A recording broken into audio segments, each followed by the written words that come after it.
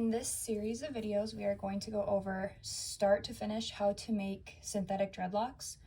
This is a set that I've been making, and I feel like I've perfected a lot of little things and found a little few tricks that I haven't learned from YouTube. But the first step is to get Kanekalon hair. I was calling it Kankalon because that's how it's spelled, but Kanekalon hair.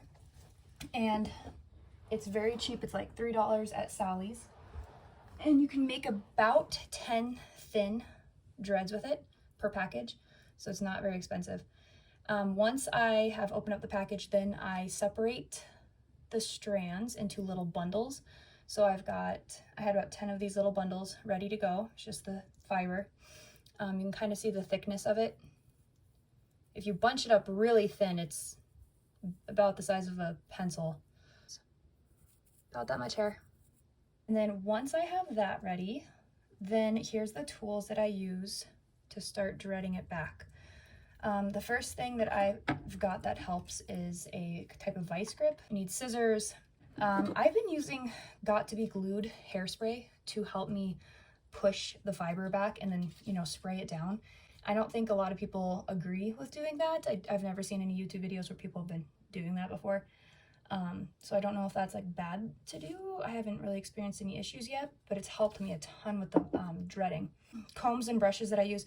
I really like to use a brush that has like the little bristles with the, whatever those are called, those tines. And then I just found this comb at Sally's back in where the hair dye was. It's just a metal comb. So I usually take like a fist length at the bottom. And that's how I've been measuring them all. And then I cut it, and then I throw away this part.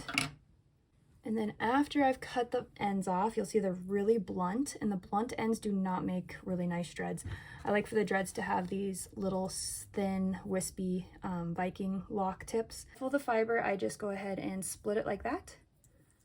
And then I just place one a little bit behind where it was before, split it again. I don't shuffle a whole bunch like some people do because I don't think at the very end it really makes too big of a difference, as long as it's just fixing that bluntness, so it's not just like it got cut at the end. Okay, once it's shuffled, then I try to find the center, and then this is where I use those vice grips, and I'm gonna just go ahead and twist it a little bit so the fibers don't get away. I've got them vice grip down. I'm just gonna take one side. I'm gonna do a quick little spray. I like to have it spread out a little bit. Okay, and then from here, I'm gonna go ahead and grab the bristle brush and just do a couple little swipes through gently. Now, if you see these big loops start to form up here, you want to then take your hands and run them down. They're not gonna be perfect, but you just don't wanna try to get as many loops. Those will make the dreads super frizzy.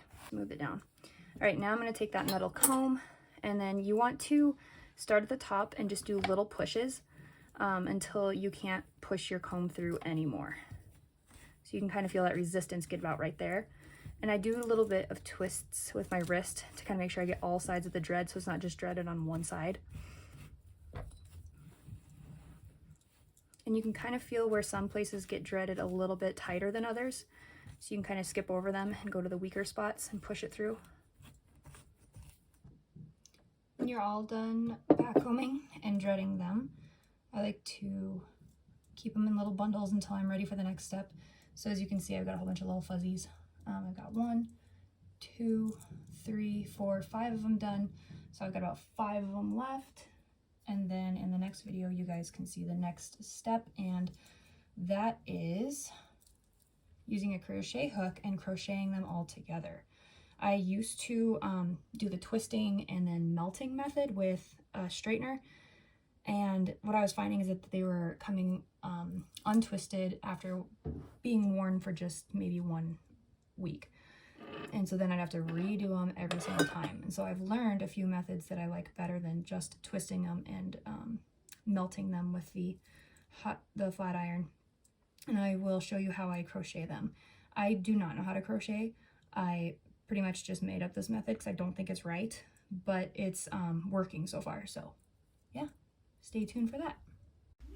Here's the back combing process all sped up, the whole process. In the next video I make, I'm going to show you my melting and crocheting process that I do after I'm done with the back combing. And then after that, I'm hoping to make another video that shows the installation of them. That one might be a little harder for me to make by myself. I might have to have my husband help film me. But thank you for watching, and come back for more tutorials.